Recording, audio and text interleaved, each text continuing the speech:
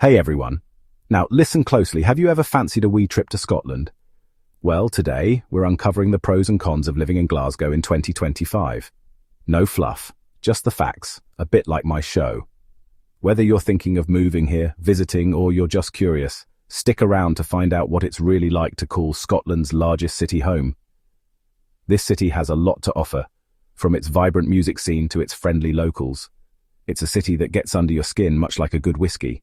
So grab a cuppa, put your feet up, and let's dive into the heart of Glasgow. Now, you can't talk about Glasgow without talking about its culture. It's a city that breathes creativity and thrives on artistic expression. It's like trying to separate Elton John from his piano. Impossible.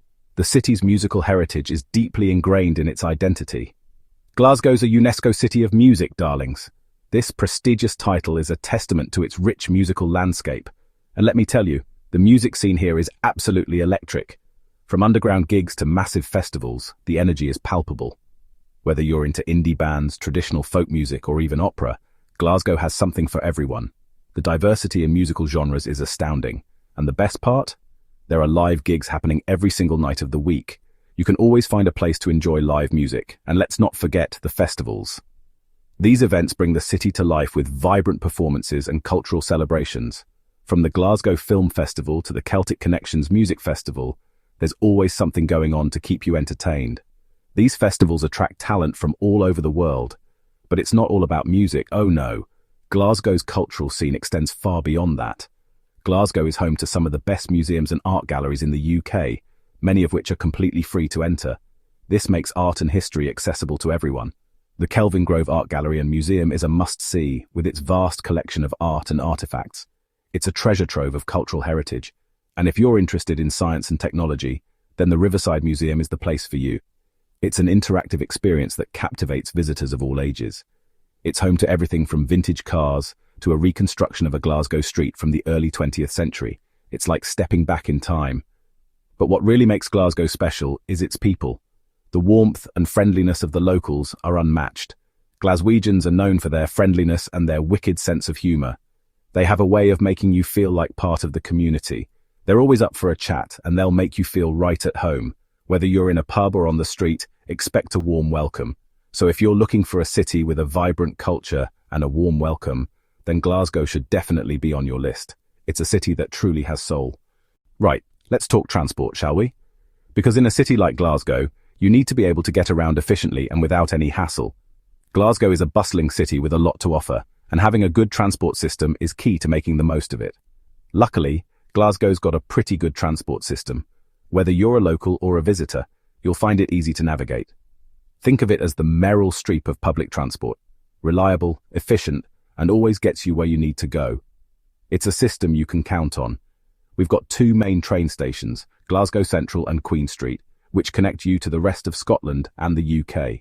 These stations are the lifelines for long-distance travel.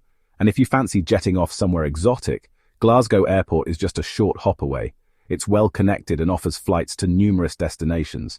But let's talk about the star of the show, the Glasgow subway. This is the heartbeat of the city's transport network. This underground system, affectionately known as the Clockwork Orange because of its circular route and bright orange carriages, is the oldest underground railway in the world after London. It's a piece of history in motion. Now, it might not be the most extensive underground system, but it's cheap, cheerful, and gets you around the city centre pretty quickly. It's perfect for short trips and daily commutes. And if the subway doesn't take your fancy, there's always the bus network. Glasgow's buses are a great alternative for reaching places the subway doesn't cover. It's extensive and runs 24/7, so you'll never be stuck for a way to get home after a night out. Whether it's early morning or late at night, the buses have got you covered. Oh, and speaking of nights out, Glasgow's taxi service is pretty good too, although it can get a bit pricey on a Saturday night. But the convenience is worth it. But hey, that's the price you pay for a good time, right? A safe and comfortable ride home is always a good investment. So there you have it. Getting around Glasgow is a breeze. With so many options at your disposal, you'll find it easy to explore and enjoy everything this vibrant city has to offer. Now, you might not think of Glasgow as a particularly green city, but you know what? You'd be wrong. Glasgow is actually home to over 90 parks and gardens. Yes, you heard that right. 90. It's like the city's hiding a secret garden, and it's a blooming marvellous one at that. The biggest of the bunch is Pollock Country Park, a sprawling green oasis on the outskirts of the city. It's the perfect place to escape the hustle and bustle and enjoy some peace and quiet. And if you're a fan of flora and fauna, then you'll love the Glasgow Botanic Gardens. It's home to a stunning collection of plants from all over the world, including a rainforest inside a giant glasshouse. Of course, no trip to Glasgow would be complete without a visit to Kelvingrove Park.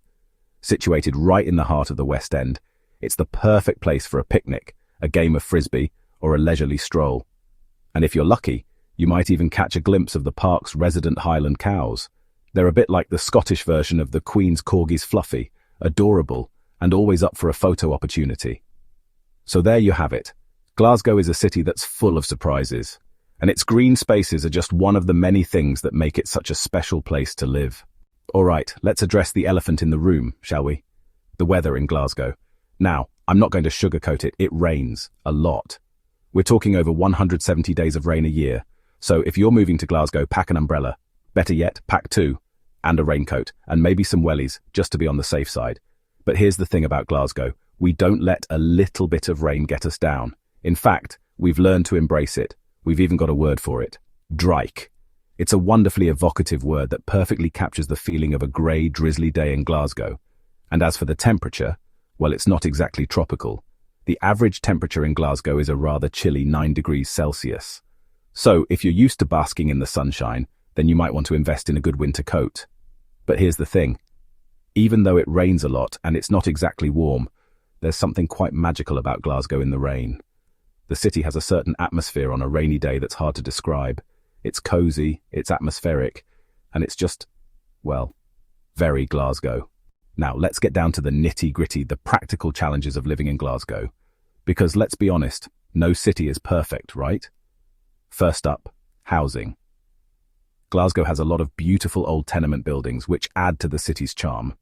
But they can be a bit drafty in the winter, and let's just say the insulation isn't always up to scratch. Traffic can also be a bit of a pain, especially during rush hour. The M8, which runs right through the heart of the city, is notorious for its traffic jams. So, if you can, it's best to avoid driving during peak times.